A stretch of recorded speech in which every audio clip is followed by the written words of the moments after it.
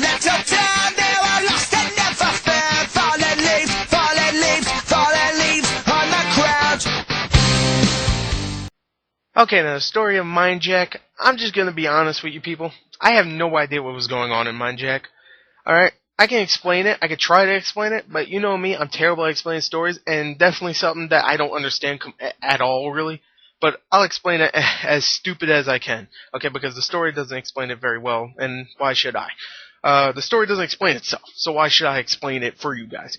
Alright, the story starts off in the year 2031, where the government and the whole world government is just fallen, pretty much. I mean, it's still there, it's just weakened, and all these freaking underworld freaking corporations come out of nowhere and start screwing everything up, and they don't explain this. I had to actually read this from somewhere. And you play as this guy named I'm just gonna say Jack Bauer, because I don't know, he reminded me of Jack Bauer for somewhat, the main character, the guy on the box. So you play as Jack Bauer, and you go around, and you have to, in the beginning, you have to go save this girl. Not really save her, you just have to follow her, and then you find out you're actually kidnapping her. Whatever, you kidnap her, you go on, do stuff, there's more twists and turns later on, and it's stupid. You find out the girl you kidnapped is actually like an agent or something like that, and you have to go and stop this whole thing called mind hacking, Mindjack, I don't know. I really thought this story was retarded and confusing. So, there you go. I thought it was terrible. I'm just gonna say right there. Let's go on to the sound, because I'm done. Okay, now, sound in the game is horrendous. The voice acting is horrible. The dialogue is laughably retarded. Sometimes there's just stuff that just doesn't make sense, grammatical mistakes, and all that kind of stuff that I just go, that's awesome. I love it. But I love it in a bad way. I love it because it's funny and it makes something entertaining, but still it's bad because it's bad. So I can't just say, oh, it made me laugh. It didn't make me laugh in it wasn't purposely making me laugh, it was just making me laugh because it was so freaking bad. So, voice acting's terrible, the sound effects are very generic. When you go into this mind state mode, where you could go and control other people with your Mindjack abilities, which I'll talk about later, it does this little staticky sound that, I had my TV up at first, and I heard reviews here and there talking about this, but I guess I just forgot or something. So I went into this game with the volume really high, so I could hear all this stupid dialogue. And I went into this mode right in the beginning, though. It was really right in the beginning where you get taught this. And it's so loud and annoying. All this other sound effects are bad and repetitive, but that one, really, you'll be using a lot because, you'll be hearing a lot because you'll be using that ability. And it's so loud and annoying. It's just, So, overall, the sound is bad. Let's go on to the graphics. Okay, now the graphics in Mindjack are actually not that bad. They're not great. It's probably the best thing we're going to talk about so far in the review because the story and sound weren't very good. So, graphics aren't that bad though. The environments look pretty good. Some parts they look also, the color scheme is a little weird because most of the environments are very white. Like the outsides.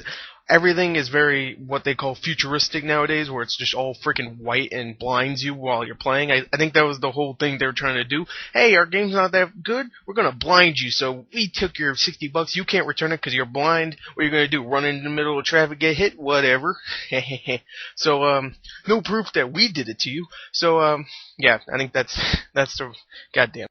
Also, the character models aren't that bad. Some of them are pretty repetitive and generic, like most of the enemies that you fight. But some of them are pretty cool, like the big gorilla that's on the freaking front of the case you play against. And, he doesn't look that bad. Killing him, I was feeling bad because he was probably the most interesting character in the game. And he's a big gorilla, so that doesn't say anything. And he has a big helmet on his head. I was like, it's Gorilla Grodd. Sweet. I love you in Justice League. So, yeah. Character models don't look bad, environments don't look bad, there's some little texture pop-ins here and there, but for a budget title, I think it's kind of like a budget title, I'm not really sure if it is, really, but it's a game that really came out of nowhere, I wasn't expecting much, and it didn't look that bad, so let's go on to the gameplay. Okay, now the gameplay for the most part is very generic. It's a third-person shooter at its heart with some cool little features in there. Like the mindjacking thing, the whole thing is called Mindjack, the game is called Mindjack, okay?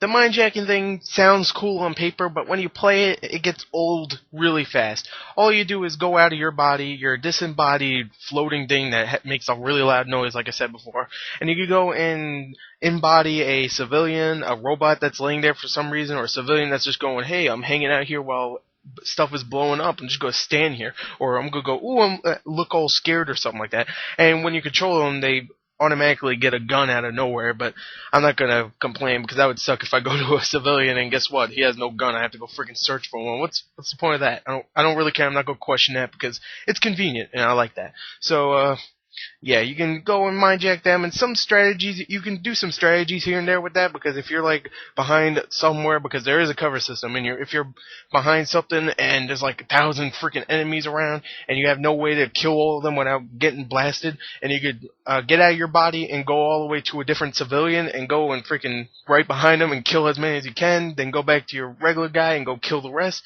That's pretty strategic. Too bad the AI is retarded and it doesn't really matter. You could just go kill them, pop up, pop back down, pop up, pop back down, and really, you could just keep doing that until all of them are dead. Of course, I didn't do that because I'm badass and I just run in there Rambo style, but of course I died a few times doing that, but I felt like a man doing it. Also, that's one other thing I hate. Two things about the game. If you die, you go all the way back to the start of the mission, which sometimes isn't that bad because some of the missions last like 2 or 3 minutes, but sometimes, you just fought like a whole bunch of guys and you don't want to fight them again, and you have to do it again just to get to a boss that you'll probably die again, which is annoying. And also, there's no pause feature. You can pause the game, but everything will still go on. People could still kill you when you pause it, and it's pretty much like, you need to take a piss? Screw you. Anyway, besides those two things, I think it's just a generic game with a cool premise that just kind of fails. It's a shooter at its, a third-person shooter at its most generic. I like saying generic. I can't think of anything else to say.